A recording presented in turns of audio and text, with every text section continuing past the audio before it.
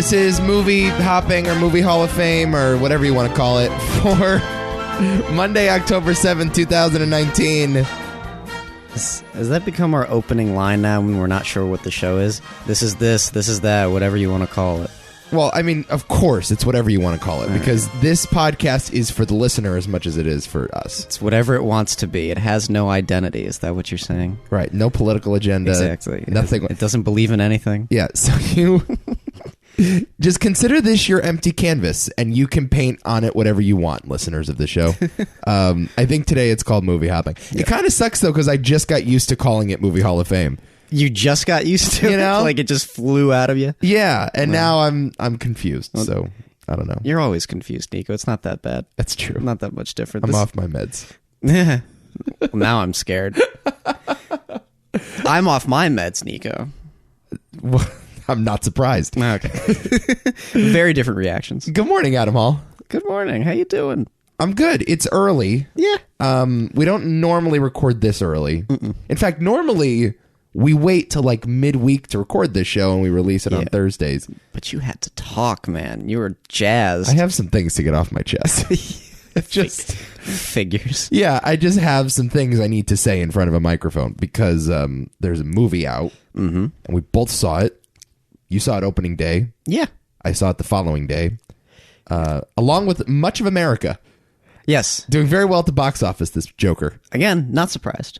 No. Well, I'm surprised about some things. I'm not surprised about the box office returns. I'm sure, yes, people are seeing the movie and people are enjoying the movie.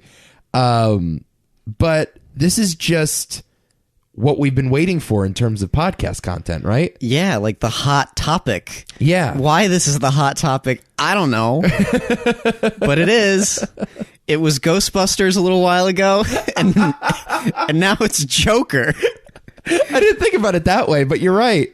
Yeah, every once in a while, a movie just comes out and it captures the national attention. Controversy is a funny thing, isn't it? It is. It's a funny thing how people process things and where they ultimately land on something, or it's just the build-up to something that they haven't seen yet. Right. It's fascinating. Well, yeah. I mean, the thing is, too, trailers are fascinating. Because certain trailers, I think, and certain media campaigns will sort of capture audience's attention for random reasons. Like, sometimes you'll just see, oh, the It Chapter 1 trailer is now the highest viewed trailer in the history of YouTube. And you're like, what? Like, what about that spoke to people watching 2-minute clips on YouTube? And I think Joker was something similar. The trailer came out and everyone's like, oh, this is different. Like, something here is different than what we're used to, and I need to be a part of that in some way, for the good or for the bad. And I think people were reticent to do both, right? Not reticent to do both, I should say. I don't know what people were thinking, I guess. I don't know. I don't know how audiences were going into this movie. I certainly know critics were. There were some agendas getting thrown around over there. Yeah. Unfortunately. Well, what else is new, right? Yeah, I guess so. But it's irritating. It's very irritating. I just wish they saw the movie. Well, they have now. Yeah, they've seen it, yeah. So I'm going to let you go. Me go? Yeah. I'm going to wind you up and let you fly. Oh, God. I mean, okay.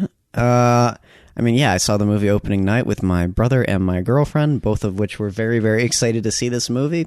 Wow. Very excited, yeah. You know, my mom is excited to see this movie. What the? That's amazing.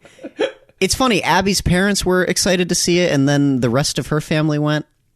Yeah. I don't know what about this movie is just capturing people's imagination and spirit. Maybe that's not a good sign. Well, it's definitely not. I had to tamper my mom's expectation, though. I had to tell her, like, no, you're actually not going to enjoy this. Because she really just doesn't know what this movie is. And I think a lot of people don't understand what this movie is. No, I honestly, I kind of walked out of it with a similar feeling of like, I got like Midsummer vibes.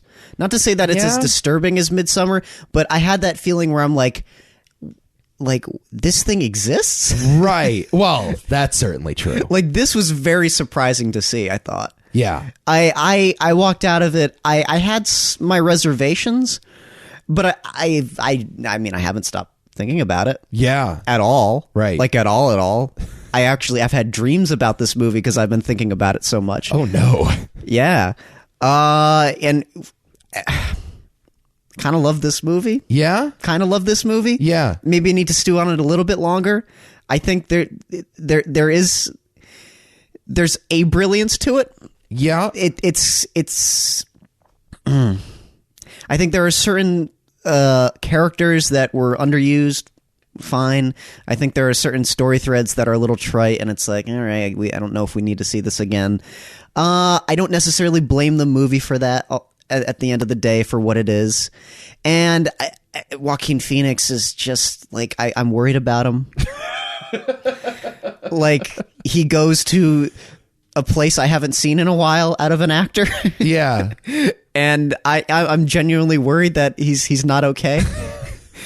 And something bad's going to happen to Joaquin Phoenix pretty soon. First of all, this is not the first time we've ever worried about Joaquin That's Phoenix. very true. This has happened a few times now. We've gone through this. Maybe he's just legitimately crazy and he's happy being legitimately crazy. Well, I think that is certainly an element of it, yeah. Possibly. Regardless, I mean, we'll dive deeper into Joaquin Phoenix when you give your 2 cents. And we can do this now. I think he's astonishing in this movie. Okay, good. Can I just say that? Yes. I think he's you're 100% right. He goes somewhere where I haven't seen an actor go in a very long time. And it's funny. There's a few scenes in this movie where the Joker just dances. He just does like a balletic thing in bathrooms and shit. And I think in most movies, if a filmmaker would pull that out, I would be like, oh, fuck you, Todd Phillips. Yeah. Like it would just ring as sort of pretentious at first. I bought every single moment. Like, I bought everything. And I think that's entirely on the back of Joaquin. Yeah. Who, I mean, to say he slips into this role. I mean, I know Heath Ledger drove himself to insanity and suicide ultimately. But there's debate about whether or not that actually happened. That's the thing. Sure. I mean, we say all the time Heath Ledger went to a place and he couldn't get out. I mean, Joaquin went even further. Yeah, I and agree. somehow came out the other side. As far as we can tell, it seems okay. That is an unbelievable performance. It really is. Oh my god! I finally understand what people are saying, and yeah. I don't necessarily think he's going to win Best Actor. I think he should. He should, but I don't think it's the kind of movie that makes the Academy go like, "Here's your golden statue, kid." I think this makes them run the other way. I think that's true. That's the only. It's like, yes, guys, you're right. He probably should win an Oscar. Will he? That's a different question. Well, there was altogether. some hype about Joker getting a Best Picture nomination too. I could see it getting nominated. You think? Yeah. See, I think a movie like this, if you're gonna be mainstream, because I mean it is a mainstream movie, although not stylistically, you have to be a crowd pleaser. You know, you have to be a Green Book. You have to be like last year, Bohemian Rhapsody. Yeah, not like a critically adored movie, and this is sort of getting a similar reaction to Bohemian Rhapsody. At least that one was a feel good romp. Yeah, I mean the difference between this and Bohemian Rhapsody was that the criticisms for Bohemian Rhapsody were actually sound, right? And the criticisms for this are just people who are just like annoyed at the film on some of its principles. Yes, less so the actual filmmaking on display, right? Which just shows so much hypocrisy right now. I'm actually kind of mad at the critical reaction. Yeah. Like, even if you don't love the movie, like it's okay to at least admit that the film does some things right. I've read like just vitriol some of these reviews, and it makes no sense. The only conclusion I can come to is that these critics just have their own agenda on these issues, and they want to bash the film before really taking the time to appreciate it. Yeah.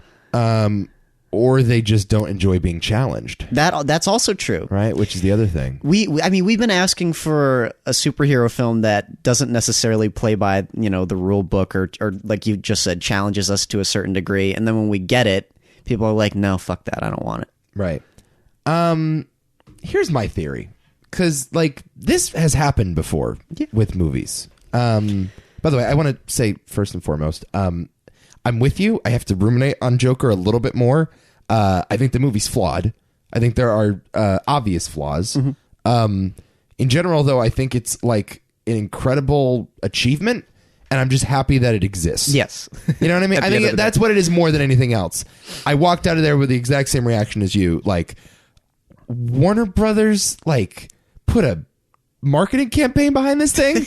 Like, there are billboards with Joker on it. Like, what? You know what I mean? Like, I just saw a commercial for this movie during the Pats game the other day. It's like, no, people, you don't understand what this movie actually is. Fucking Batman's in this movie? Like, what are we doing here? Like, I was stunned that Warner Brothers and DC had the balls to greenlight this thing. Yeah, I'm happy they did. I'm just shocked it exists, and I'm shocked that we live in a world where the Joker, spoiler alert, shoots Robert De Niro in the head on late night television and also is on children's pajamas, you know, in homes all across America. And carrying guns into hospitals. Right. It's just, yeah, spoilers for Joker coming, by the way. Oh, God, yeah. This happened before. It happened in the 60s. Yeah. In the 70s. Like, Westerns were the primary genre in the 50s, 60s. And it was John Wayne, and it was flashy, and it was fun. And when people got shot, there wasn't any blood, and the good guy always won. And then Bonnie and Clyde comes around. And we talked about Bonnie and Clyde on Movie Hall of Fame a few weeks ago. And it's like, oh, that's what happens when somebody gets shot. Like, blood goes all over the place, and it's very violent, and it's very gruesome. And like, oh, this is what it looks like when we're following the robbers rather than the police. That's, and that pretty much... climaxes when we get to the Wild Bunch, right? Oh, sure. And the Wild Bunch is exactly 1969 changes everything. Yeah, and it all like seals the deal at that point, and then westerns are essentially done. Right. I don't know if that's going to be the same thing with superhero films. I kind of want it to be, but that's probably not going to happen. Well, I mean, westerns aren't done. They're done as the primary genre. But that's what we're talking about. Yeah. And I think something similar is happening here. Maybe. I mean, this isn't the first movie to do or movie show thing to do this in the realm of superhero films. I mean, there is Deadpool, like sure, similar, but again, no, it's not though. The problem is that its ultimate intentions are very similar to regular superhero. That's still escapism. That's the problem, and as subversive as it can be, yeah, it's still. It's leaning closer to more mainstream, surprisingly, than something like this by a mile. A better example is maybe The Boys. Sure, I haven't seen The Boys yet. Which is just like I haven't seen all of it. It's just like you will walk out of it and you'll never be able to watch a superhero film again. Yeah, it's kind of like that. Yeah, it just like makes these people pretty much monsters. Okay, and psychopaths. And it's like, okay, guys, if this were actually a thing, these people would not be anywhere near as good as you see them. Doesn't it sort of have like a slick undertone to it though? No. No, there's no, because I was under the impression that they played it for laughs a lot of the time. What? I don't know. Is that totally false? It's not a funny show? Not from what I saw. Okay. Not from that opening scene. Okay. All right, I need to watch The Boys because you will watch that opening scene and just like your mouth will fall off your head. Okay. It's oh god, damn, right. It's bad. Fair enough. There's maybe an aura of levity to it only because it's so insane. Yeah. So it's kind of like that. Okay. I guess. Yeah. And Logan too, you have, right? Yeah, I guess. And Logan is violent, but it's a character study, and like the good guy sort of wins, and it's a very sincere, genuine type of story, unlike this one, which is very subversive and transgressive. Yes. But point being, you know, I always think of the Quentin Tarantino line when they ask him, why do you make your movies so violent? And he says something along the lines of, well, it would be irresponsible to make them nonviolent. Like when you shoot somebody, that's what it's supposed to look like. Mm-hmm. And to do anything less than that would be selling short what getting shot actually looks like. Mm-hmm. And it would almost empower people to be like, yeah, violence. Like, in order to have people wrestle with moral ambiguity, you need to show it to them to its logical extreme, right? Yeah. And so, yeah, if we're going to laugh at somebody getting shot, let's make sure it's accompanied by lots of blood and lots of guts. Mm-hmm. And, you know, there's nothing wrong with Avengers. There's nothing wrong with Iron Man. There's nothing wrong with Spider-Man. And I don't want to sound like I'm bashing those movies when I say this, but there's something very intellectually disingenuous about critics praising Endgame Because, like, it's all fun and games when the genocide is being done by a purple man. You know, it's all fun and games when Tony Stark wins at the end of the day and people are time traveling and you don't see a lot of blood and you don't see a lot of guts. It's all fun and games, and you'd love nominating Black Panther for Best Picture because it's so easy. It's so easy to escape, and the movie lets you off the hook. It's easy, and it's empty. Right. It's my biggest problem with it. I'm like, where's the enthusiasm coming from with these movies? Like, have you guys like lost your way? I guess is sort of where I come at it. Like, I just don't understand why you would be so quick to shoot a movie like Joker down, but you would be head over heels in love with something like Black Panther. Right. Which by comparison is just a hollow void. Yeah. And people have kind of had the gall to call Joker a completely superficial film. Yeah. It could be superficial on some levels. I'm not going to get away from that completely. Yeah. But I mean, guys, next to anything that's come out in this genre. Right. I mean, you're crazy. Right. You just are. You're wrong. And it's okay to admit that you're wrong. Yeah. It's like, this is the same story we've seen a bunch of times now. Yeah. Right. I mean, it's a different take on the story, but it's the same story. The prompt of this movie was, what would the Joker actually look like? Yes. He's a crazy character. He's a cartoon character. Like, even in The Dark Knight, he's putting bombs in yachts and playing maniacal games with the citizens of Gotham. Like, he's still an evil genius in that movie. Isn't it interesting, though? It's funny you say that, because you look at the Joker in 2008 and you'd be like, the most realistic interpretation of the Joker, and so on. And then I look at this and what they choose to do with this character, and I'm like, yeah, that's a comic book character in 2008. Right. Yeah, you're right. No, you look back on it, sure. I'm going to make this pencil disappear. It's like, by comparison now, I'm just like, oh yeah, that's tame. Right. It's super tame. Yes. And I know Rachel dies and Harvey Dent becomes Two-Face, but like, the Joker is still put behind bars. Yep. Like, Batman still kind of wins at the end of that movie. Right?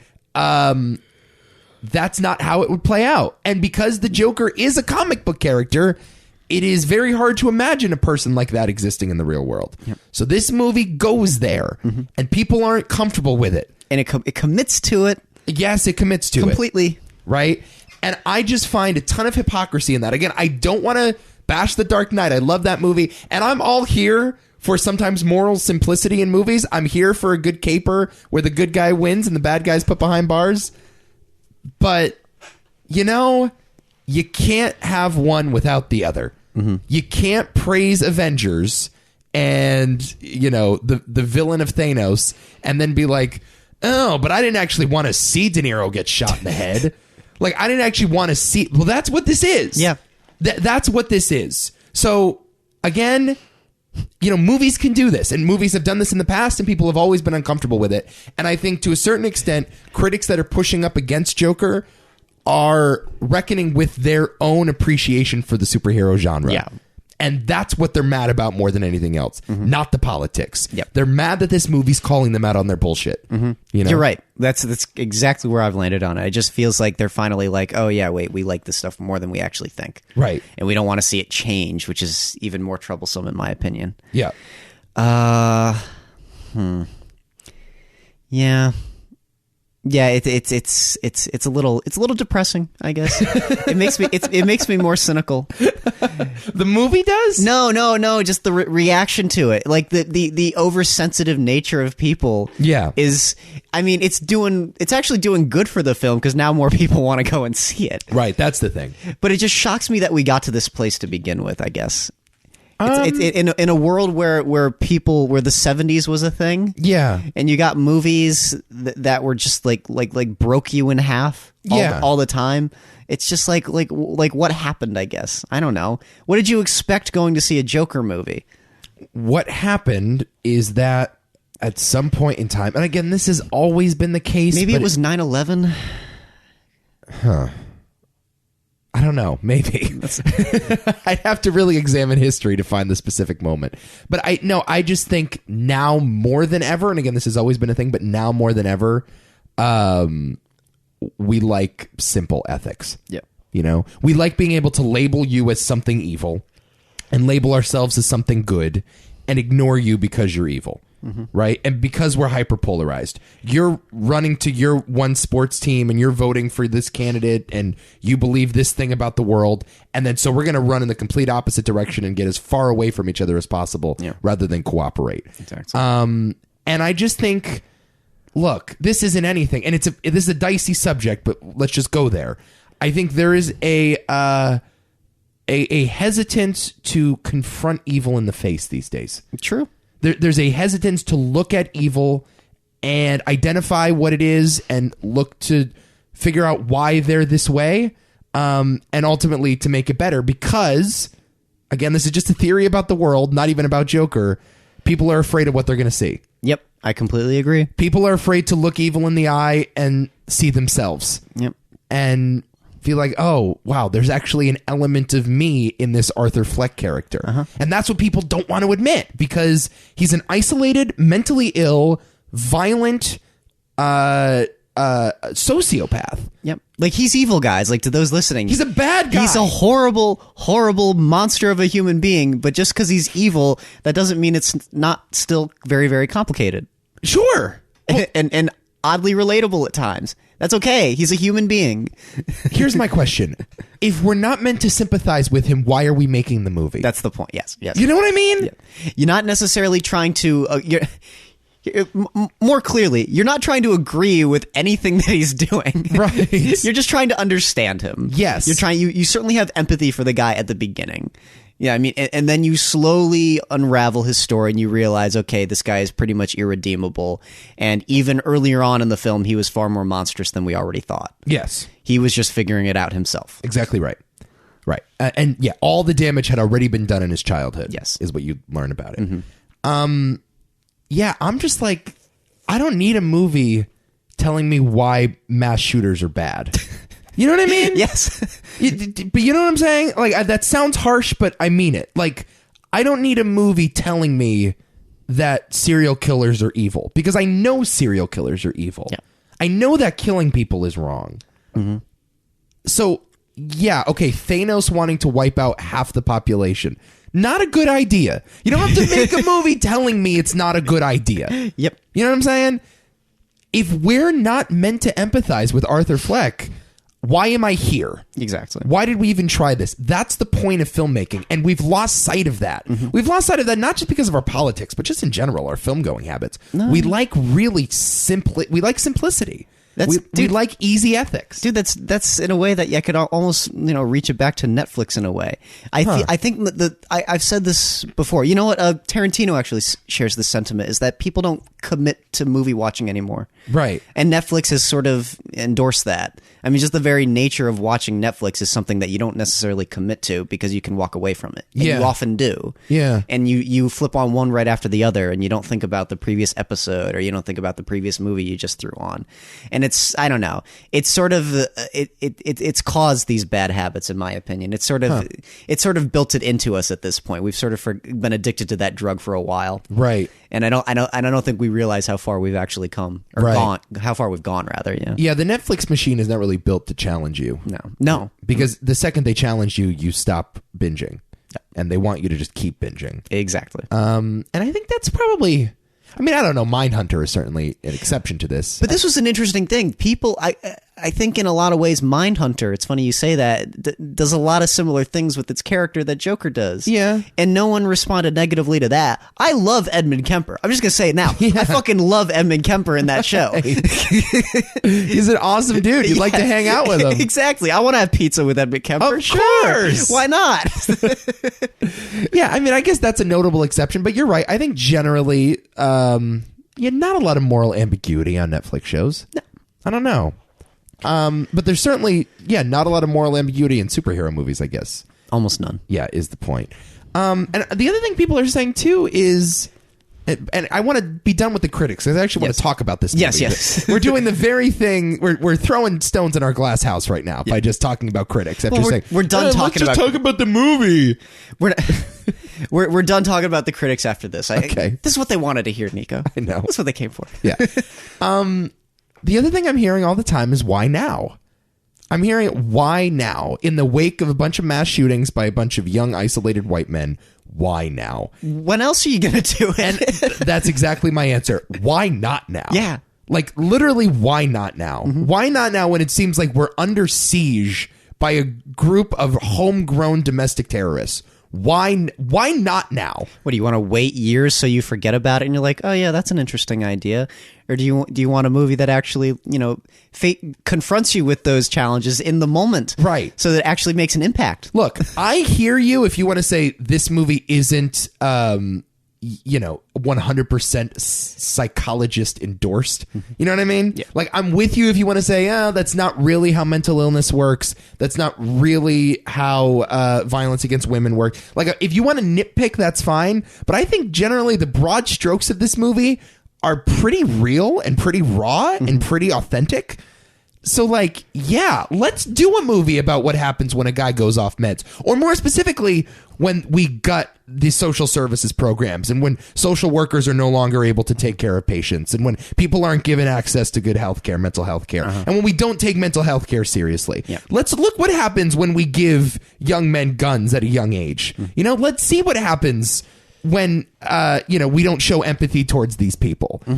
Why not now? And you can both simultaneously say the guy that shot up the Aurora movie theater, the guy that shot up Dayton, Ohio, the guy that shot up El Paso are bad dudes. You can say that simultaneously and also ask the question, why are they bad dudes? And what can we do to prevent them from becoming bad dudes?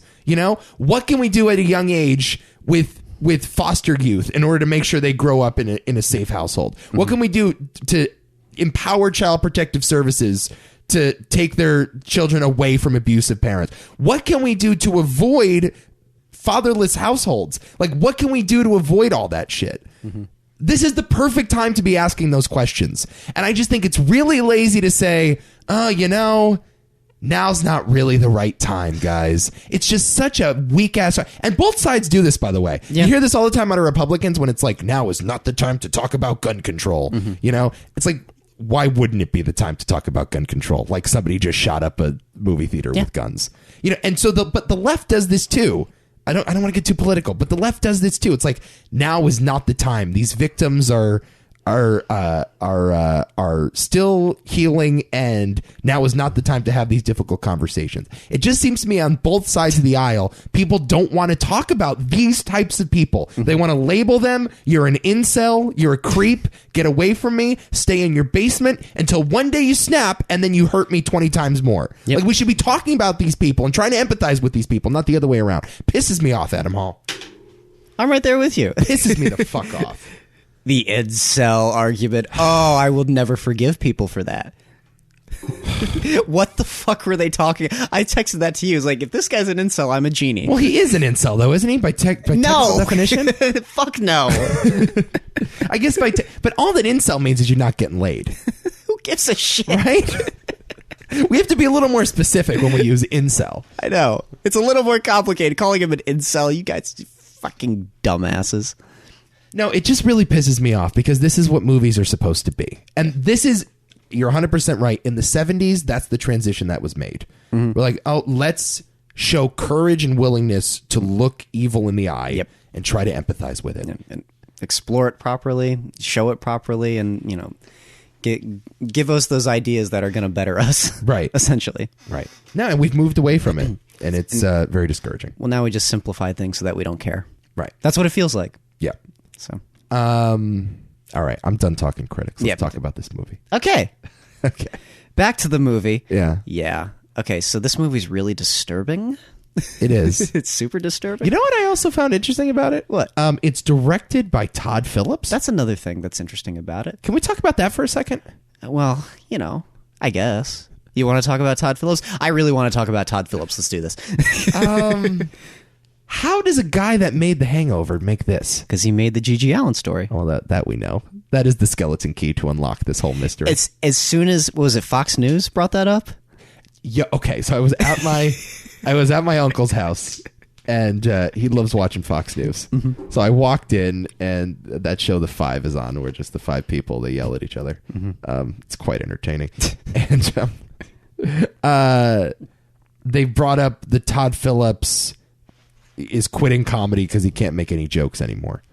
I think there was a quote where he's like, yeah, you tried doing comedy in 2019. Everybody's so sensitive. So like, right. And that's been a whole thing. So they were talking about that. And they were defending Todd Phillips because this is the position we're in now, is that right-wing television defends the comedians and left-wing television hates the comedians.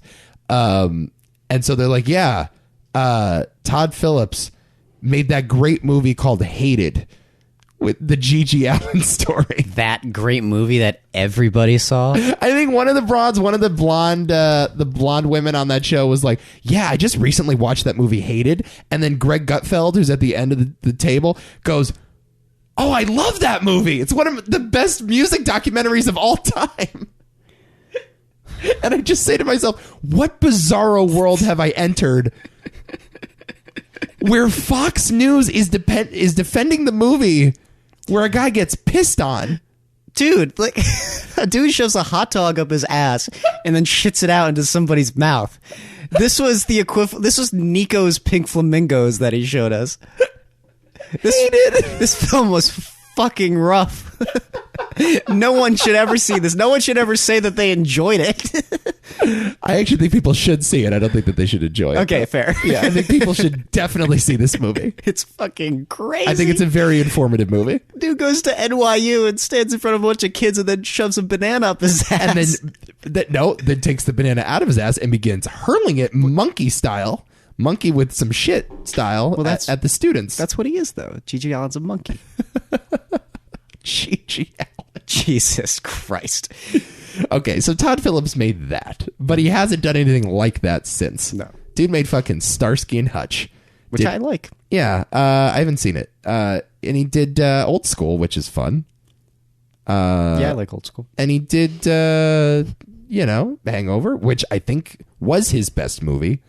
At the time, maybe, yeah. And now he did this, and I'm trying to figure out. I mean, obviously he's a big Scorsese fan. That much is clear. Yeah. Because this movie is just aping Scorsese left and right. I know. You know, it's just a Scorsese ripoff. But I was very impressed with how he was able to choreograph this movie. Mm-hmm. You know, and what he was able to do, not just like on a cinematography level, because the movie is very well shot, mm-hmm. but just like where to put Joaquin and how to make him contort his body and how to position him in the frame. Like the movie does some stuff. You know what I mean? Mm-hmm. The movie does some stuff behind the camera that I was very impressed with, and I didn't think that he would be capable of, but he is. Well, I didn't think stylistically it was like a Scorsese film. Just in the way you would explore these themes, I suppose, or sort of a general attitude. And the filmmaking is to me very interesting. Yeah, a lot of the time, and there's a lot of interesting uses of regular 24 frames a second versus slow motion, and how that relates to Arthur Fleck versus how we perceive Arthur Fleck and how he perceives himself. Yeah, especially especially in that stair sequence, which I really love. Which is, I think, the best scene in the movie. Because you watch it and you're just like, this is very weird and very it's just odd. Yeah. Like if I saw this guy, I wouldn't know what the fuck he's doing. Right. And then it transitions into a slow-mo version of what he's doing, and then it makes perfect sense. Sure. It's like, oh, now I get it. That's how he sees himself. It's great. It's wonderfully done. Right. A lot of things like that. And when the film chooses to get chaotic, it's much choppier with its editing, but in a good way.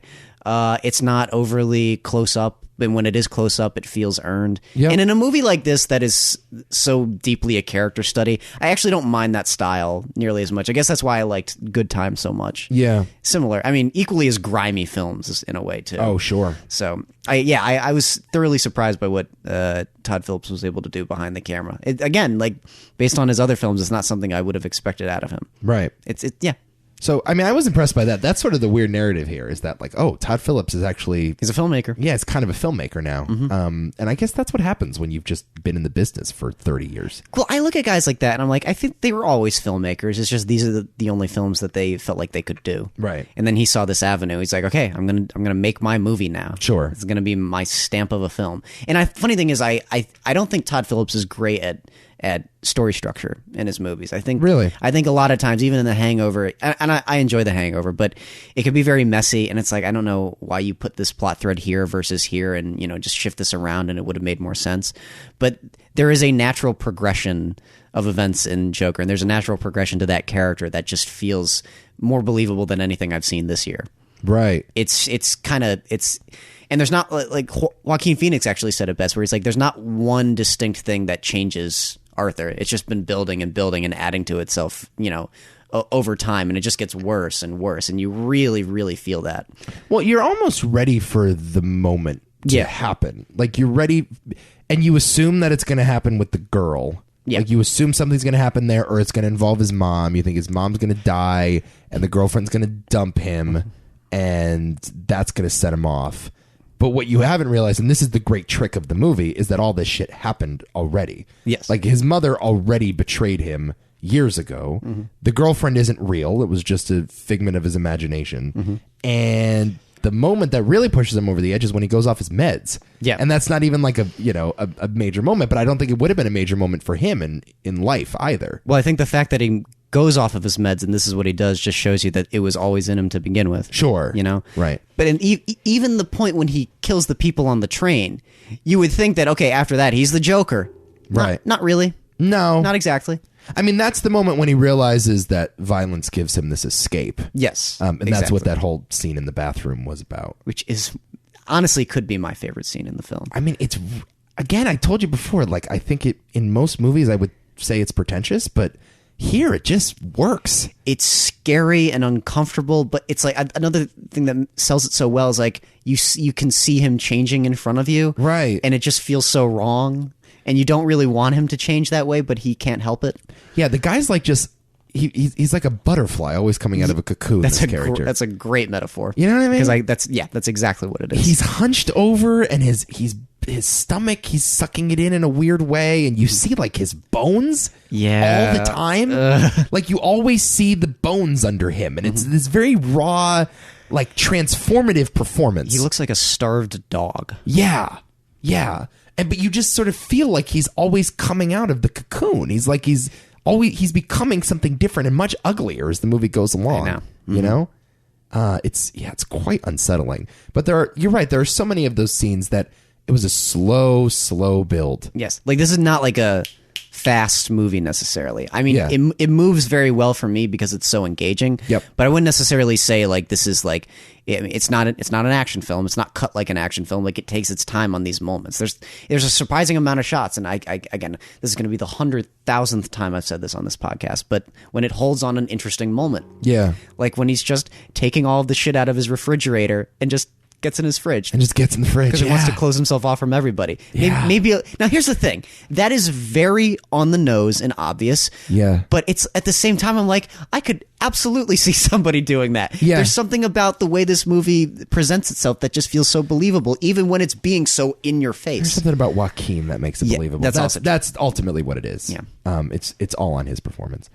And by the way, there is some stuff that is very on the nose that I just didn't love. Like, the beginning with De Niro when he's hallucinating the appearance on the late night show. That is so King of Comedy. It was almost unforgivable. I was like, directly ripping. I'm off just King like, of Comedy. okay. Like, I was rolling my eyes the entire time. Yes. Joaquin is still great in that little moment, and De Niro is also very good. Yeah. We haven't talked about De Niro, but I actually think Sure. he does this part pretty well. Yeah, he's Robert fucking De Niro. Yeah. Of course he is. I just want to be like, you know what? De Niro really fucking sucked in Rocky and Bullwinkle, you know? It was just... You know who can act? Robert De Niro. He's actually pretty good. Turns out the kid can act. An article, Joaquin Phoenix is great, but latest discovery, Robert De Niro, Todd Phillips has really made his mark. Who would have thunk it? No, he's good. But there's a couple of those scenes. That one felt a little over the top. By the way, I didn't love the stuff with the Waynes. Let me say that. Felt unnecessary. I can't necessarily say it was a bad decision or that those scenes were not well done or not well written. I love the scene where he goes to the gate. Okay. I really love that scene. But the Thomas Wayne thing, I mean, it's just, I mean, that's more directly just like poking the stick at politicians. Yeah. And they're just general indifference to people like this and how they really don't care, even if they put on the facade that they do. Right. I like that idea. I mean, that's something that I believe in wholeheartedly too. But, yeah, it's maybe it's just the Waynes. I wonder if it was anybody else, it would have been a little different. What do you think? Well, I think if the movie wasn't called Joker and that was just another character, that would have been all right. Okay. But I think, I was so into the Fleck transformation and all I wanted was more Joaquin. And then it just felt like unnecessary world building. And I don't even know if this was Todd Phillip's intention. This might have been a studio note. Maybe. But they were like, you know what?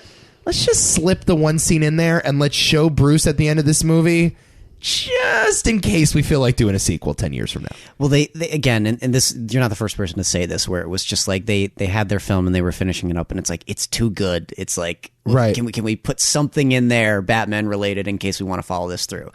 And you're right. It's like we didn't need Thomas Wayne or any of this. Like you really honestly don't need any of this to continue this story. But yes, I think that's absolutely what look, the catharsis is killing De Niro. The catharsis is not killing the Waynes. No. Like if he was the main antagonist for the film, that's one thing, but he's not really. No. Not he's an important part to the film, but they didn't necessarily need to make it Thomas Wayne is the problem, I think. And yeah, adding that adds a layer of it's a little confusing. Again, it just makes me question the intentions of the movie at that point. Sure. It's like, were you just setting this up for later entries? I mean, fine. I guess the only reason why I don't like hate it or anything is because they don't linger on it. Yeah. They don't spend too much time developing it necessarily. But it is one of the last shots of the movie, though, which is weird. Again, I didn't mind that. I didn't really mind that either. I actually like that little addition where he's thinking about the just the thought of some kid's parents being killed in an alleyway and what that kid could become. Yeah. And how that ties the whole, I don't know. I guess the story together in a way, and potentially more movies. I do love the line of "you wouldn't get it." It's great. I have a joke. You wouldn't get it. That's pretty good screenwriting there. That's the Joker, though. Yeah, I love that. Yeah. No, I don't mind that shot. There's something about it that just, again, it's artistically very pleasing to me. Yeah. Even if, again, you could question the intentions of the studio on that little detail, it still felt right. Right. But I do agree. Other scenes with Thomas Wayne and focusing too much on that, it's just like we really don't need this, guys. Right. I don't know how Joaquin's Joker becomes a villain in an upcoming movie, though. I don't know how you have this guy fighting Robert Pattinson. They're not going to do that. Yeah, I don't think they are either. No. Well, I think Todd Phillips even said that he has no intention of doing that. It's a completely different type of Joker altogether. Right. But here's the thing, is that the next Joker they get is just going to suck. It's going to be another Jared Leto-esque Joker. It's going to be... Well, Jared Leto's still doing it, right? Is he? I think he's still under contract for movies. God. I mean, he's definitely going to appear in Suicide Squad movies or whatever. Oh, no. No, I think that's the plan. He's part of the thing. That sucks. Yeah. Because I don't understand how you do any more with the Joker at this point. Yeah. I had that feeling when I saw Heath Ledger, and now I've seen this, and I realize, this is it. Yeah. Turns out you could have gone further, but you did, and now it's done. But seriously, where do you go from here? I don't know. Yeah. No, I don't know how you turn this character into a mustache twirling villain. How do you make him more interesting than he already is now? Yeah. That's the thing. Yeah. I mean, it just tonally, though, it's like you can't make this guy fighting a man in a cape. No. You know? It does. I mean, it doesn't appeal to anybody going to see a Batman film, too. Right. And they may think it does because they've seen The Dark Knight, but guys, honestly, Dark Knight is tame. No, Dark Knight is a superhero movie still. Yes. This is not a superhero movie. It's got elements at the end, but this is not a superhero movie at all. No. Especially the first hour before the Waynes get involved. Yep.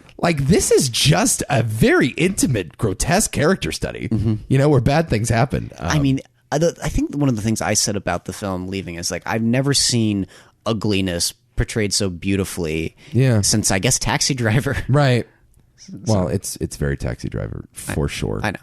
A lot of people will say King of Comedy. It's Taxi Driver. I guess tonally it's more Taxi Driver, but there's a lot of allusions to King of Comedy. And I mean, the fact that the climax is on a late night talk show with Robert De Niro playing the talk show host. I mean, that's such an explicit homage to King of Comedy. It doesn't exactly play out the same way King of Comedy plays out, but King of Comedy plays it out for laughs a little more. But that talk show scene, though, man. Scorsese is just everywhere now, huh? Yeah. We're just like he's always been very influential, but this feels like... Is that a problem? No, but this just... I don't know. They're saying that Uncut Gems is very Scorsese, and that even Hustlers with J-Lo apparently is pretty Scorsese. Really? Okay. Yeah, I heard, like it's got some of the similar moves. Okay. This is very Scorsese. The Irishman is coming out. Like, when did this happen? When did this transition happen? I don't know. It's a good question, though, because I've been feeling it, too. It's like, wow, every filmmaker's pulling from Scorsese now. Todd Phillips' previous film, War Dogs, is another Scorsese ripoff, essentially. Yeah. I mean, very Scorsese. Like, even, in my opinion, more overtly than The Joker in a lot of ways. Yeah. So. Well, I mean, newer that's more Goodfellas than it is it is Taxi Driver. Yeah. What did you make of that final scene? Oh, in the studio? Yeah. Well, I mean, the two thoughts in the back of my head were okay, he's either going to kill himself or he's going to kill Robert De Niro. Right. And I just knew he was going to kill Robert De Niro. Me too. I just knew it was going to happen. That being said, it's remarkable. Yeah. I love it. And it's really, really haunting, and it still plays in my head as if I actually saw it. Yeah. There's such a matter of factness about it when he actually does kill Robert De Niro. There is nothing cinematic about it until essentially the point where he kills him. But the point when he's actually talking about why he is the way that he is and why he intends to be this way, why he killed those people on the train to begin with. That's all very.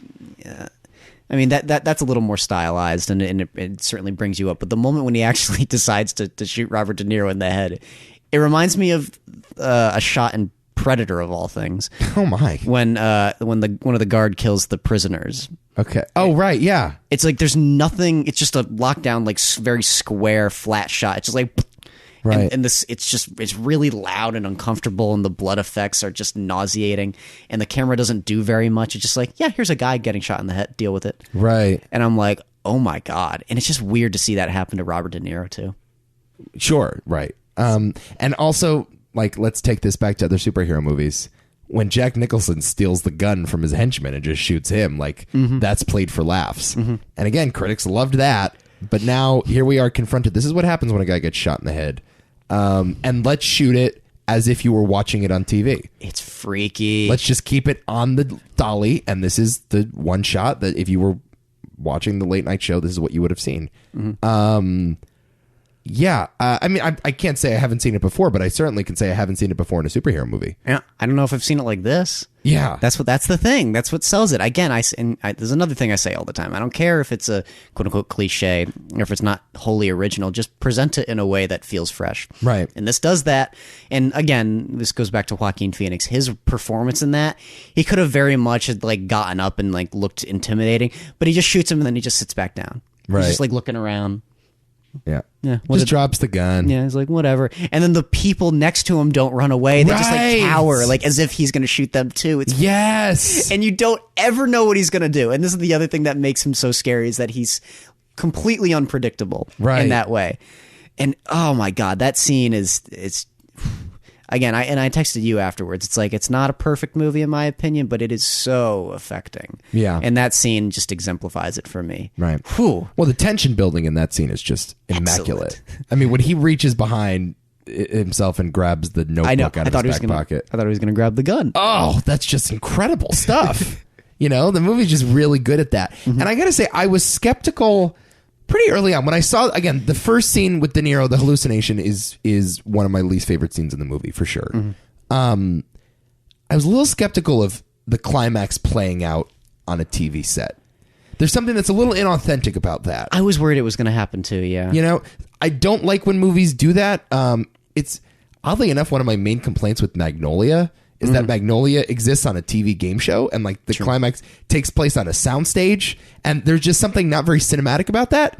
So like there's something about it that's very staged and a little forced, and you know the fact that De Niro has to have this very intimate conversation with Arthur under the guise of a performance. You know, to say, oh, yeah, well, this guy, what a clown, huh? Look at him with his makeup. Am I right? I think that's what makes it work a little better though for me. I mean, that's what I was about to say. Yeah, it's more bleak because of that. Like even when Arthur's trying to reach these people and reach Robert De Niro's character in this moment, he can't because of where he's situated. Exactly right. And that's a big metaphor for all of society in that one little TV studio. Right. It's actually very interesting. It's very clever. And I was just about to say that once they ended up doing it, Joaquin goes on this monologue, and it's a fairly run-of-the-mill, like, villain monologue where it's like, you guys never understood me.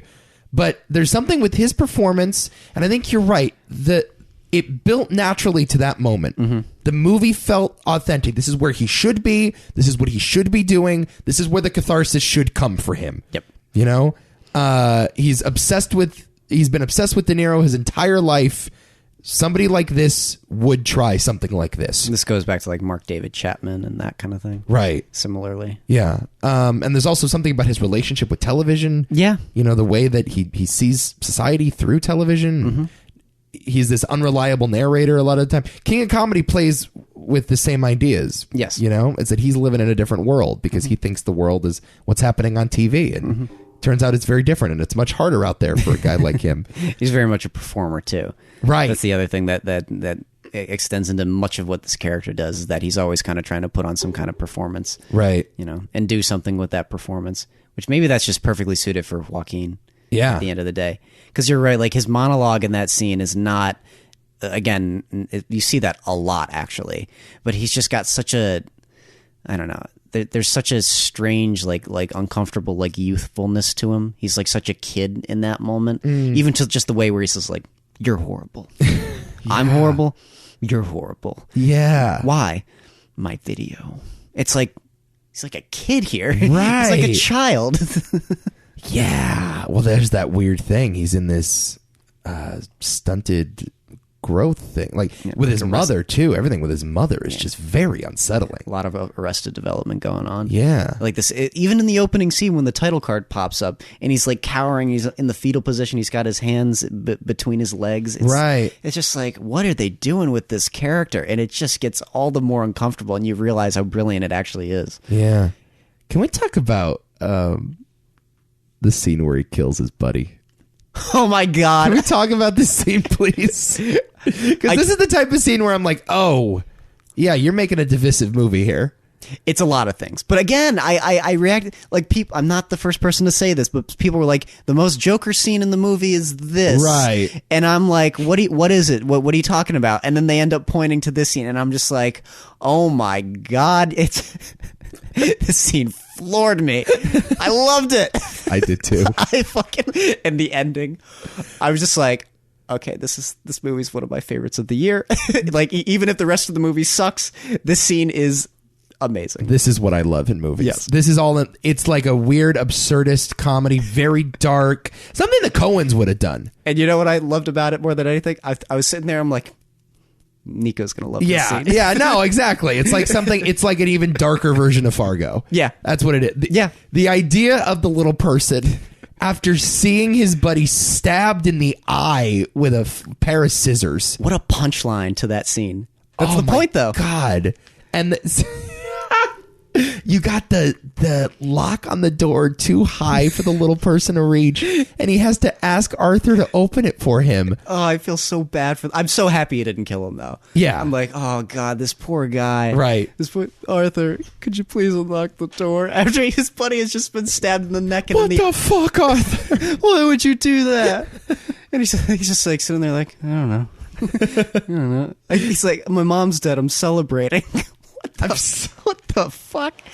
Oh my God, dude, that was, man. There are a bunch of those scenes, man. And that, so you have that though, which is sort of played for laughs, but again, doesn't shy away from it. That's the difference. No, like you can make something a punchline while the audience still understands. Oh, I shouldn't be laughing at this. Mm-hmm. Right? That's what it is. It's like it's an uncomfortable laughter. It's not like the Tim Burton Batmans. Where by the way, Batman Returns was on yesterday. TNT was doing like a Batman marathon. Fucking great film. I know it's a great film. Such a hoop. Stop saying it's a great film. We know you love it. We know it's a great film. Okay. Such a good time. Oh my God. Love it. This guy over here. And that you contrast that with a scene like the Zazie Beetz scene where Arthur walks in.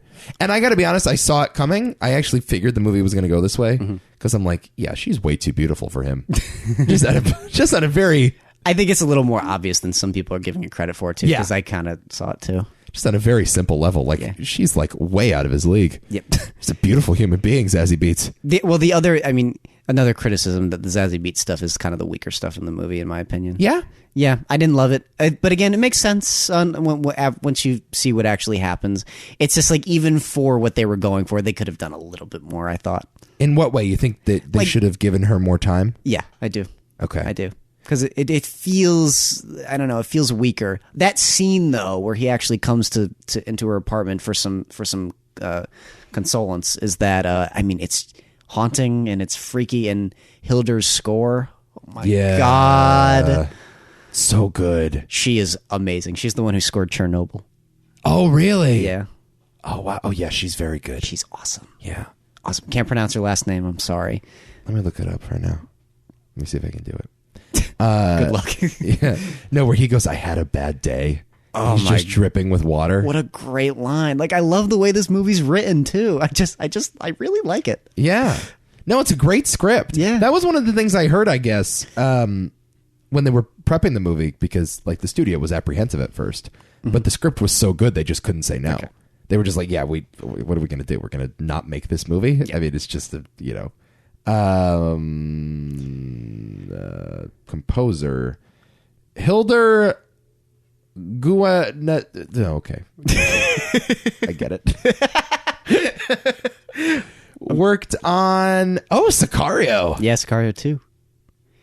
I think she was good friends with Johan Johansson, who composed Arrival, the first Sicario, Mandy. Fuck yeah, dude. Yeah. The Revenant she worked on. Okay. All right. Okay. Yeah. Yeah, she was sort of... Yeah, because she worked on Arrival. She worked on all those movies. Okay. She did a Hijacking, a bunch of like Swedish shit. And then, Sicario, Day of the Soldado, Chernobyl, and Joker. Pretty good resume so far for Hilder. Only slightly. If only I could pronounce her last name. Yeah, I mean, I think I agree with you. That stuff was a little on the nose, too, with Zazie. Mm-hmm. You kind of knew exactly where it was going. Yeah. Again, like, the guy's bloodied up, is wearing makeup, and just has sex with the woman down the hall. Sure. Like, that's just not going to happen. But maybe that was the point. I don't know. Maybe it makes sense too, because again, this movie is so strictly in his perspective. Yes, it's actually kind of amazing how it literally never leaves Arthur. Right, and you would so think that it would. I mean, honestly, stays with Arthur more than it stays with Travis Bickle. Fun fact, because we actually leave Travis Bickle in one scene. You leave him for the scene with Keitel raping Foster, right? Yeah, essentially. That's it. Yeah, I don't think there's any other scene, right? Uh-huh. Yeah. It doesn't leave at all, huh? No. Oh, yeah, you're right. Yeah, good fucking point. Yeah, no, that's what, this is such heavy lifting. I love Leo in Once Upon a Time. Like, I would have made him the front runner for the Oscar before this, but this is a harder role, I think, right? No, oh my God. No, I'm serious. Like, I think Leo is still going to get it. Oh, you think? Yeah, I do. But there's a lot of contenders now, man. First of all, De Niro's going to be in the mix, which is the thing. You really think De Niro's going to get it, though? I don't know. Well, we got to. Why not? Well, we got to see the movie. True. It's a long list of nominees this year. Sure.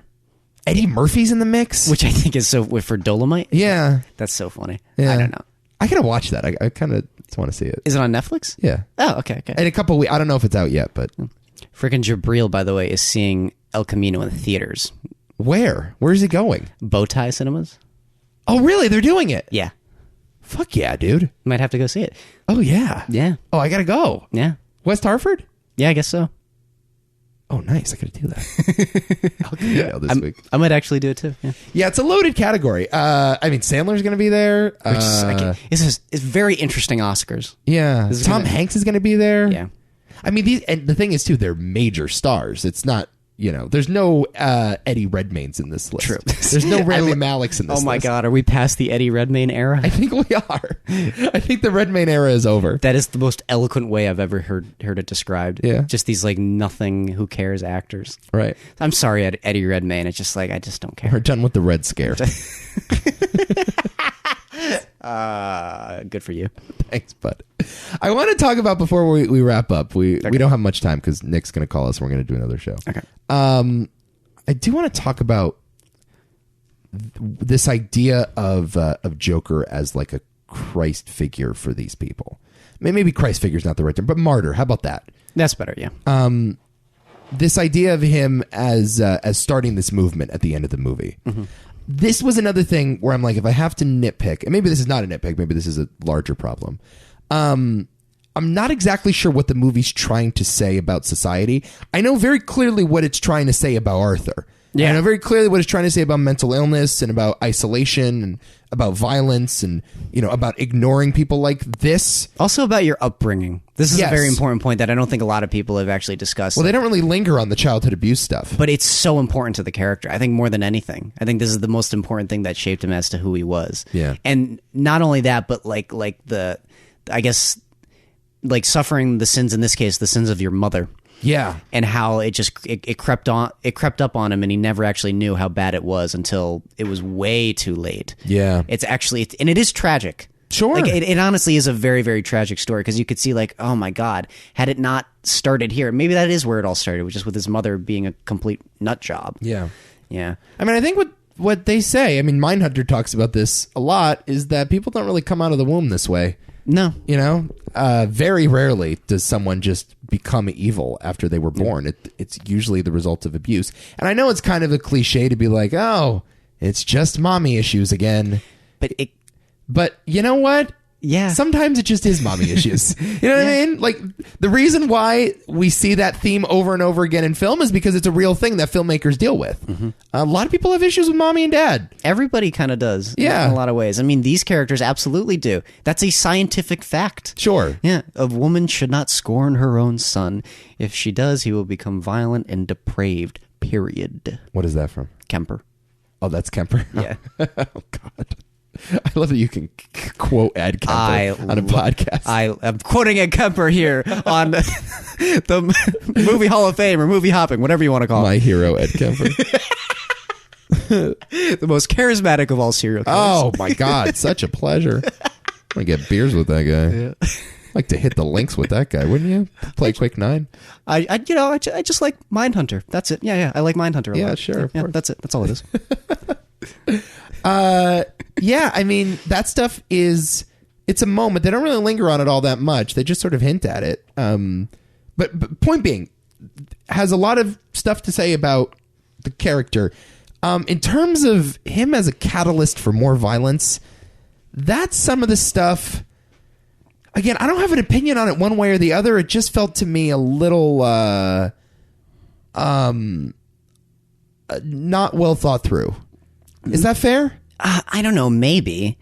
I don't know. That's another one of those details I wanted to stew on, because it's very much leaving you with that. Yeah. Where it's like it's almost asking the question, like, what really causes this violence? Is it directly the Joker, or is it the society that they're stuck in? Yeah. Because it's I mean, throwing those details out there the entire runtime, where it's like you can see people are all quite oppressed and conflicted and angry, and this is just the one man to push them over the edge. You don't necessarily know that he's the one to rally them together, necessarily, but and I guess that's the thing that the movie wants to leave you with. Is it one person, or is it everyone else who is kind of forcing these people to get down to that level? Right. Yeah. And then the film explores that even further as to what the ramifications will be with the Bruce Wayne character at the very end, and his thought of the kid.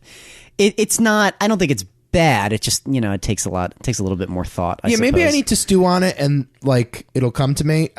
My gut reaction was, I don't really know what you're trying to say here, and that's not great for a movie that goes for it. Like, you have to dot those I's and cross the T's. Like, you can't just be lazy about it and be like, it's. I'm just asking questions, man. Mm-hmm. Like, the movie clearly had a point of view up until that point. Mm-hmm. And I understand, like, in the scene with Mark Maron, I love that Mark Maron's in this movie, by the way. He tells De Niro, like, yeah, I don't have a political ideology. I'm non-political. When he says, "Oh, I don't believe in anything," I'm just like, oh, right. God, yeah, there he is. And I understand he said that, but like people are going to naturally compare the clown protesters to Occupy Wall Street. Like it's very explicitly that. Maybe not Occupy Wall Street. Let's say Antifa. Like it's very explicitly like this is a far left group that hates the 1% and that wants to see them topple. Yes. And the movie doesn't really ascribe an ideology to them. They just say they claim to have an ideology, but really all they want to do is exercise violence. I mean, maybe that's the point, though. Maybe it's the idea that these people don't really fully understand what they believe in. Yeah, and it's like if you're putting all of your spirit into just this one man, I mean, that's a problem in and of itself, right? Because of how flawed this human being actually is. Yeah.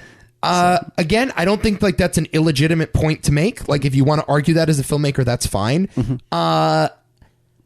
It feels like it's incomplete, though, doesn't it? Could be. You know? I don't know. I really don't know. Like, to say that those people don't have an ideology is kind of selling them short. Like, I understand the Joker doesn't, but one of the evil things, evil's the wrong word. One of the troubles with society now, and the reason that we have a violent and contentious political system now, is because people strongly believe things. And they are unwilling to listen, right? It's the ideology itself is toxic. But this is the thing. Like, maybe that's just what the movie's trying to say at the end of the day. Where it's like they believe in it. I think they do believe in. They believe in what? They believe in what they're doing in order to topple the. I mean, you were saying the whole point is that it's. I mean, kind of focused with Antifa, or that's what they're drawing from. Seems like it, right? And they rally behind "you get what you deserve," right? That whole point, and it's like they strongly believe in that because of how they feel like that upper class has oppressed them. When at the end of the day, they haven't really reflected on this ideology that they've latched onto. Yeah, they just know that it feels right to them, even if it's fundamentally flawed. Sure. And I guess Joker represents that ideology, right? Even though, like I said, the ideology, which is what he represents, is it's nothing. Right. It doesn't matter. It's completely removed from the point. His point is something else entirely. It's an actual evil, and it goes and does its own thing. Right. Wow, that's a very cynical way of thinking about it, though, isn't it? This is a cynical movie. What do you mean it's a cynical idea? Of course it's a cynical idea. It's a cynical, nihilistic way of thinking about it. But that's the point. Yeah. That's the point. Yeah, I mean, I don't... And listen, I don't need to buy it in order to take the movie for what it is. I don't agree with a lot of movies I see. But, you know, that's just the one detail that I was hung up on. I don't like when a movie goes for it, but that doesn't do the work in order to back it up. Sure. But again, that's not really the point, though. The point, this is a character study about Arthur Fleck. Yes. And I thought every decision that they made on a character level was earned. Yeah. Oh, God. I thought it was pretty much brilliant. Yeah. And I do like that final image, though, with them cheering for him. It's just the shot of the fact that society is cheering for this man, this thing of a man, is really scary stuff. Sure. And it says a lot about people, and I would hope you would learn something from seeing that image. Yeah. You wouldn't just you in the audience would not be like, yeah, Joker, good for you. It's like, no. Here's my question: do critics actually think that of people? I don't know, and I hope they don't. Like when a critic says, because I saw a tweet the other day, and the guy said, this was a critic who was very anti-Joker. The tweet said, irresponsibly sympathizing with incels does not equal, and he did a little equal sign with a slash through it, does not equal moral ambiguity is bad. So he seemed to say, like, we can criticize the movie while still defending moral ambiguity.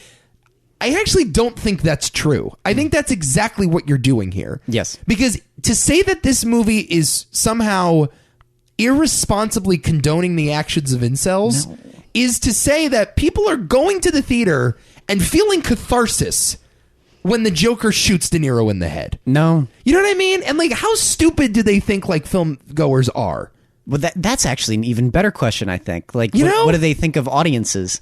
Because I walked out of that being like, I don't understand how anyone would want to be this man. Right. Or connect to him or want to carry out his actions. I think it's horrifying. It really is. But it doesn't mean you don't feel bad for them. This is the thing that people can't separate in their heads. I know. It's impossible for them to do it. It's very easy for us to do it. Right. And I think it's very easy for audiences to do it. Yes. But for some reason... We're trained to do it. Yes. But critics just... Maybe this is the movie that really separates critics and audiences forever now. I don't know. In a way, it's more obvious here than it's ever been before, where it's just like... The criticisms being hailed at this movie, it feels like these people have lost their minds. Do you know who Chuck Klosterman is? No. Okay. One of the great pop culture writers on the planet. He's just incredible. I've read all of his books. He's just amazing. He was on the Bill Simmons podcast this week talking about the Joker controversy. And they were talking about that Hollywood Reporter article, the debate between all the critics about does the movie have a responsibility to be moral? And Klosterman had an interesting observation, which was critics generally are not very creative people. And that's not necessarily their fault, but like there are certain people that set out to make movies and that have something to get off their chest, and they do the thing. They have creative endeavors. They write books, they make TV shows, whatever. They make music. Critics, their livelihoods are about analyzing that music. Yeah. And analyzing those movies and putting them in a larger cultural context. That's their job, and it's not their fault. That's what they are hired to do. And I think critics assume that when a screenwriter or a director makes a film, they would make it in the same way. Okay. So they're interested in, for example, political unrest or a changing culture or... the left versus the right. Like, this is stuff that critics are interested in because their job is to analyze the culture. And filmmakers generally, more often than not, are just interested in getting something off their chest. They're just interested in saying something about themselves. Yes. And so when a critic watches a movie that, again, Todd Phillips made this movie for him. Oh, God, yeah. When a critic sees it, they think, oh, if I was a filmmaker, I would be making it as a statement about society in general. And I just think there's a general disconnect there. Critics are used to writing things and they say what they mean. That's the more specific thing. When a critic writes something, they're saying what they mean. Okay. When a filmmaker writes a line of dialogue and puts it in a character's mouth, it doesn't mean they agree with the line. All right. Right? That's the difference. And that's something that I've been talking about, I think, on this podcast for quite some time. When a musician writes a lyric, when a stand-up tells a joke, yeah, they don't necessarily mean the joke. It's art. It's performative. It's fake. We are engaging in theater here. Yes. So when somebody says, the movie has an obligation to be moral, how do you know? Like, what's your criteria to say the movie is moral or immoral? That's true. The filmmaker is lying to you because they're making a movie. The filmmaker is playing a trick on you. It's not real. It's not real, right? So the morals of the film, the ethics of the film, the message of the film is hidden beneath layers and layers and layers of falseness. Okay. It's buried under layers and layers of insincerity. And only at the bottom do you really see the sincerity. So is the idea to make a moral film, can you no longer include immoral characters? Can you only put moral things in the mouths of your characters? This happens with Tarantino all the time. True. Is he only allowed to write movies about good people? Is he not allowed to use certain vocabulary because, only bad people use that vocabulary? Okay. Right? In order to dissect the morality of a film, you have to dig a little deeper. So I always push up against this idea. This person has to be moral. This person has to say what they believe. That's not filmmaking. No, not at all. So, of course, Todd Phillips doesn't agree with the character of Arthur Fleck. Of course, he doesn't think Arthur Fleck is a good guy. But I don't think critics think about the world that way. And it's not necessarily their fault, but that's the type of people they are. I think it's Todd Phillips' responsibility as a filmmaker to sometimes show these immoral things. Sure. Not as a critic, though. Yeah, that's true. I love that point. Yeah. That's a great way of looking at it. Yeah. Never would have thought of that. Critics are just... They are writing dissertations about culture, and filmmakers they don't think about movies that way. You know what, critics? You just don't get it. You just don't get it. I think that'll do it. Yeah, that's great. What do you think? I love that. That'll do it for our Joker podcast, huh? I'm happy with that. I'm happy with this movie. I might love this movie. Yeah. I think I love this I movie. need to stew on it more. Yeah. I need to see it again. Yeah. But, Oh, yeah. Me too. Wow. yeah. Okay. I'm glad it exists. How about that? Very happy it exists too. Oh my God. I'm more happy it exists more than anything. Yeah. I don't know if it's my favorite of the year. It's going to make the top 10 list, I think, though. Yeah, mine too. Assuredly, it'll be on there. And there we go. That's a podcast. Wow. Oh, by the way, What's up? real quick, I saw another movie. You did? Yeah, I watched it on Amazon. It's called Under the Silver Lake. Oh, fucking the David Robert Mitchell film. Yes. Yeah, how was it? Not good. Okay. Very ungood. Okay. But super fucking interesting. All right. How about that? Okay. Yeah. I've been meaning to see that one. Really bad. Very long. Okay. Kind of a weirder version of Inherent Vice. Okay. Which is the exact type of movie that I despise, which is a movie that thinks it's smarter than it actually is. I'd like to see this movie. I hate it. Like, it's just like a mystery with way too much plot, and the plot doesn't make any sense. Like, halfway through the movie, what I realized, I'm watching it, and I'm like, oh, this movie isn't going to go anywhere. And I'm right. Sure enough, an hour and a half later, the movie doesn't go anywhere, or at least wherever it goes, it's not very satisfying. And I'm like, oh, yeah, this movie's just total bullshit. But I cannot deny, super fucking entertaining. Okay. I mean, I heard a lot of people compare it to The Big Lebowski, and I was like... Yeah, they wish. All right. David Robert Mitchell fucking wishes, okay?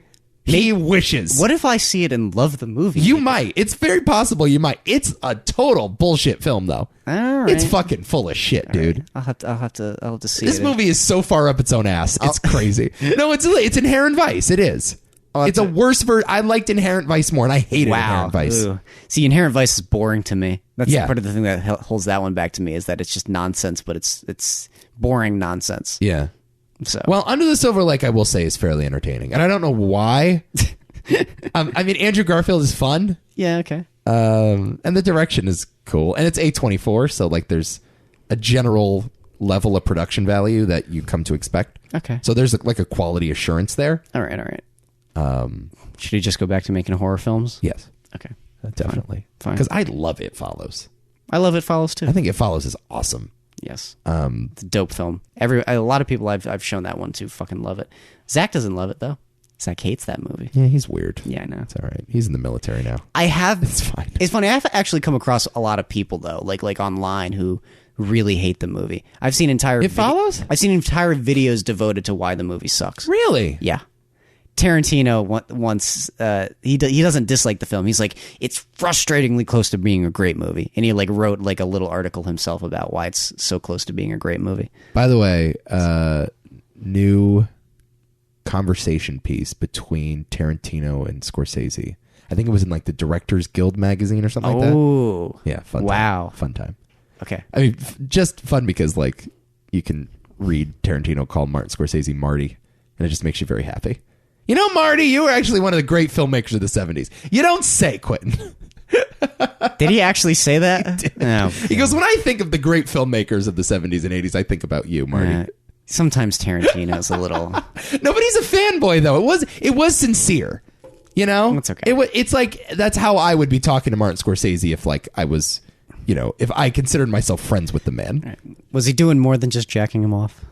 Yeah, I mean, it was a cool combo. Okay. I mean, get ready for Tarantino versus Scorsese for Best Director. That's where this is going. Yeah. You know? No, you're right. This is where it's going. I can't believe that's actually going to happen. What a world! I know. What a great fucking year. It's actually it turned for some reason all of a sudden. I haven't seen as many films this year, but Yeah. this Oscar season really saved it. How fun is this? Yeah. This could be the most fun Oscar season. Scorsese and Tarantino against each other for Best Director.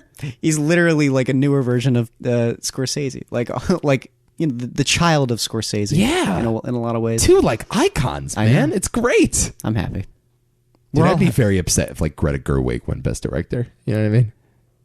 Even though I love Greta Gerwig, that would make me very upset. I don't know how I would react to that. If they just gave, you know what I mean? It'd be interesting. It'd be different. What if Todd Phillips won? He would never That win. would never happen. But what if he did win? That's not happening. Holy shit! If Todd Phillips won for Joker, I think we all need to just squash the idea of an Oscar campaign for Joker right now. yes. This is not happening. Unfortunately, yes. I'm serious. I think Joaquin is probably the best performance I've seen this year, but I just don't think it's something the Oscars are going to love. look, we got to get a lot of year left, man. Yes. We got a lot of year left. A lot of movies still to come out, so we'll see where this goes. I know. All right. This has been Movie Hopping. We will be doing an El Camino podcast. Is that what we're doing next? Later this week, maybe? What do you think? Well, we could try. Yeah, it comes out Friday. Okay. So we gave this one to you early, so, Okay. give us some time now. All right. But I think we got to do El Camino, and then we'll resume with our regularly scheduled programming. When are we doing that? The regular? Well, 2 weeks. Okay. Take some time. All right. Have you watched any of those movies yet? No. Okay. What were the movies that I needed to watch again? Manchurian Candidate, you got to see. Was that it? I think there was one more. I don't know what it was, though. Have you seen Dr. No? Yeah. Oh. Okay. Yeah. You're the one who needs to see more. I think I just needed to see the Manchurian I got to Candidate. watch The Longest Day. To Kill a Mockingbird? I haven't seen that since I was a kid, Okay. so maybe I could do that. Yeah, maybe. All right. Yeah. That the year, what is it, 1962 we're doing? Yes, it is. Okay. The Longest Day and Lawrence of Arabia. Oh, right. Lolita. Yeah, I still think you should rewatch Lawrence of Arabia. But All right. I'll see if I have time in the next 3 weeks. Yeah, I know. Maybe if I start now, I'll finish by the next time we Just be record. locked in your room. Yeah. Your parents are gonna have to bring you food. Yeah. And change your bedpan. All right, this is it. Movie Hopping. Go to the website, tmt.media or toomanythoughtsmedia.com. Listen and subscribe to our other shows, including Why Is This a Thing, which we're in the midst of a Halloween spooktacular. Yes, we are. On that show. Check it out. Nick Evangelista does that show with us. And that's it. Yeah. We love you so very, very much, don't we, Adam Hall? Yes, we do. Yeah, we do. Absolutely. And until next time. Well, happy movie hopping.